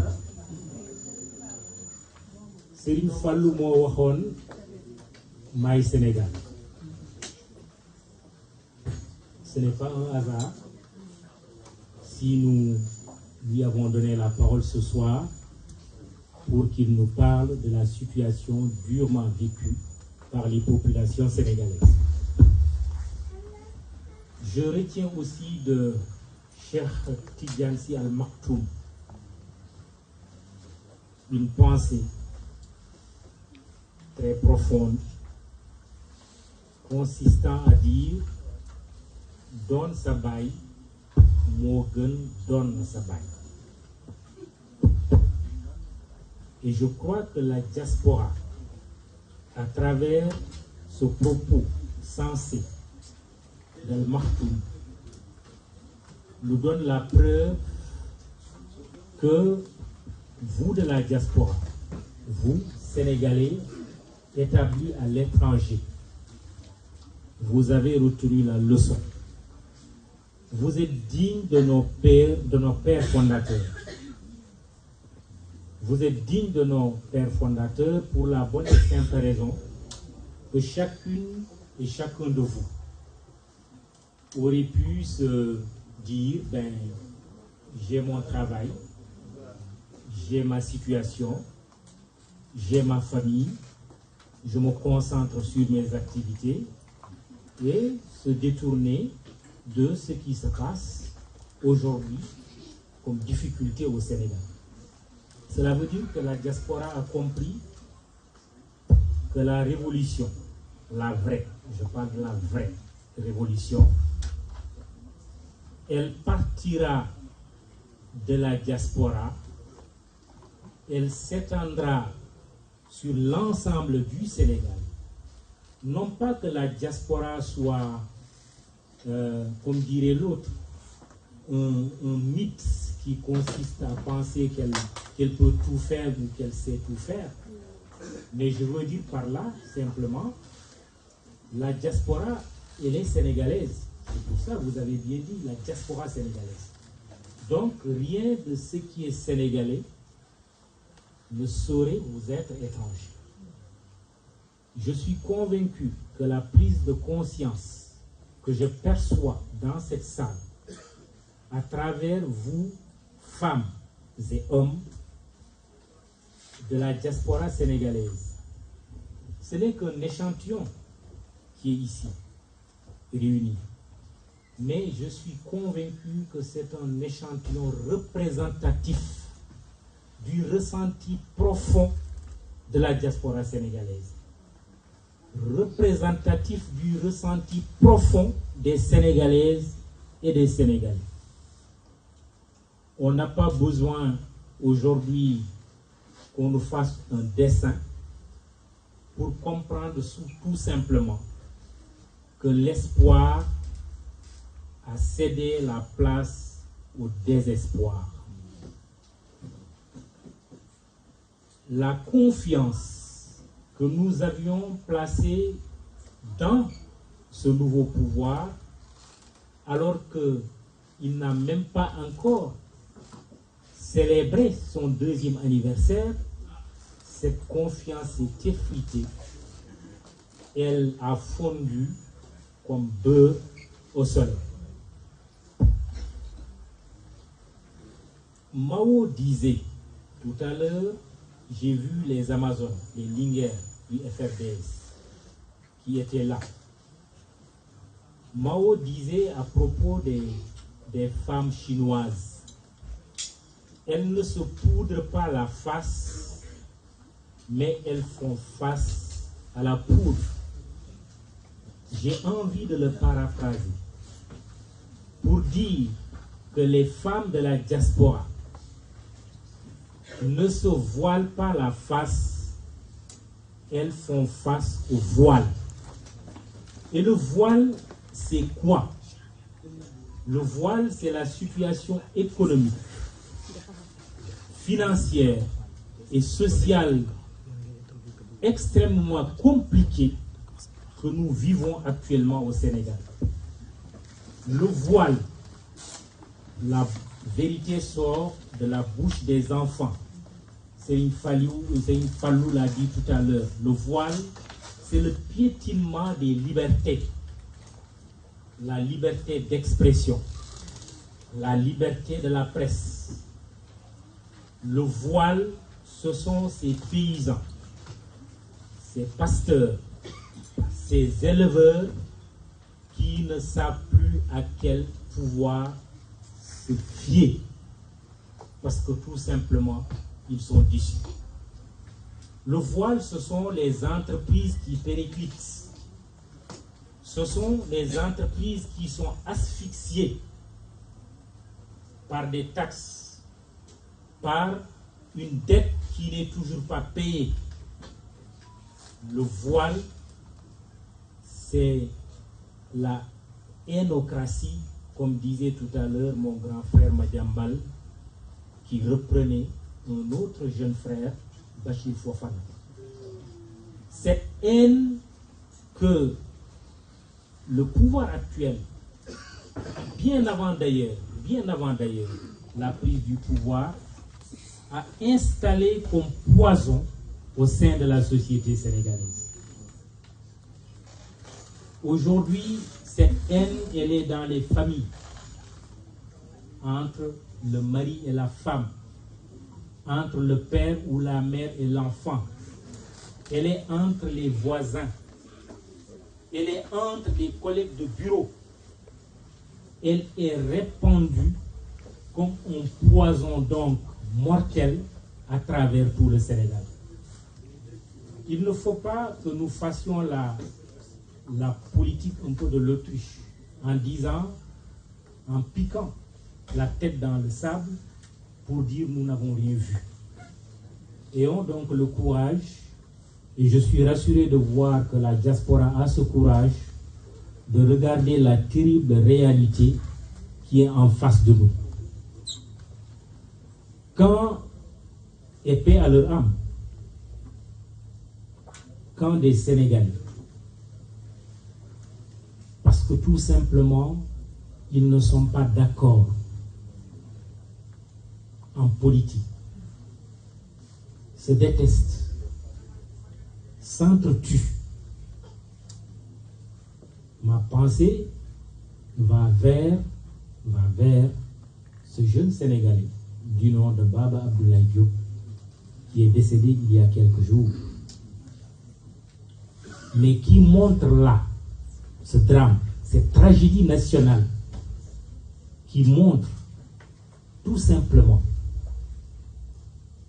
sans accuser personne de manière irresponsable, mais en osant pointer le doigt, qui montre que beaucoup de jeunes Sénégalais ont perdu la vie à cause de cette haine.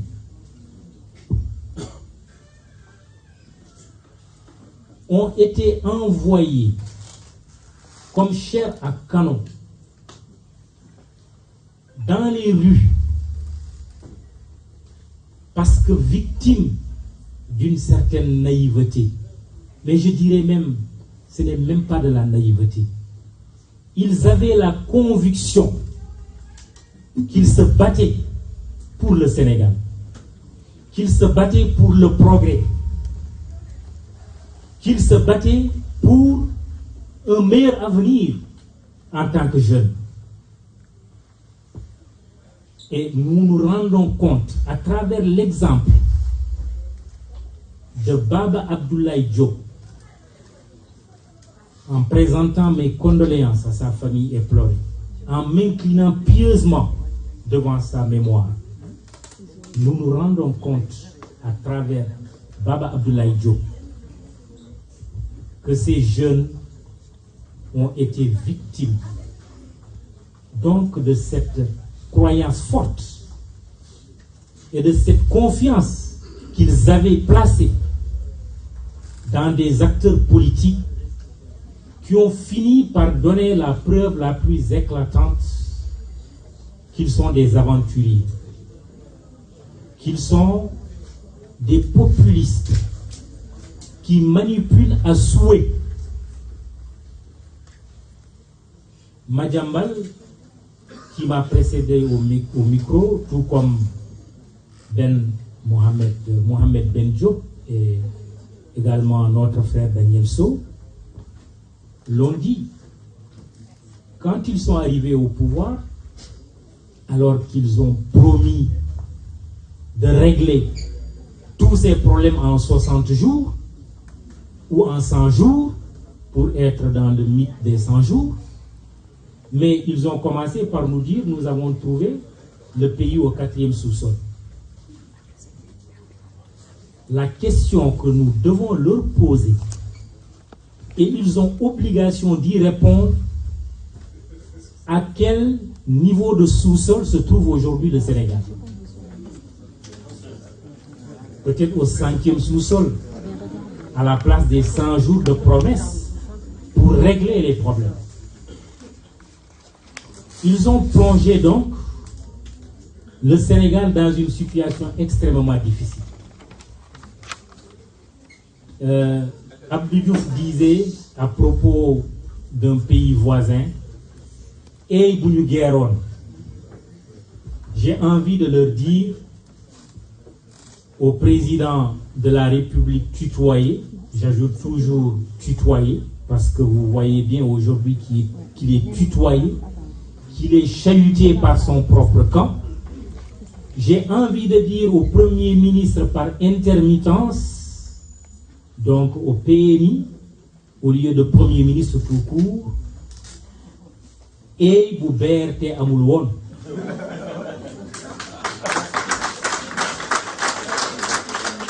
Ey bu TER amul woon.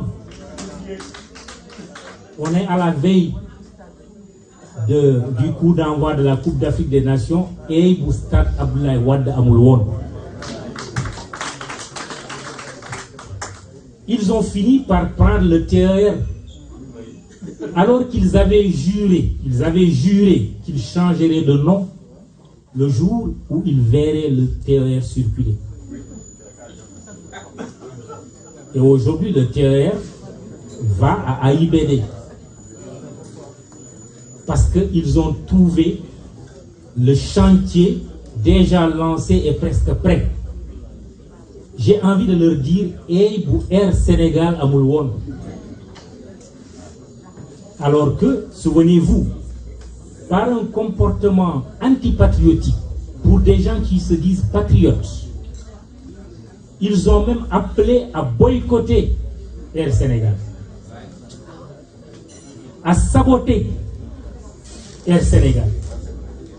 Aujourd'hui, ils héritent de la compagnie Air Sénégal. Je ne suis pas en train de dire que tout était rose. Il y a beaucoup de choses, certainement, à redire et à revoir. Parce qu'un pays ne se bâtit pas sur un mandat ou sur 2 mandats. Un pays se bâtit sur la durée. Nous sommes ici en France. Il s'agit de regarder comment ce pays et d'autres pays ont été bâtis, construits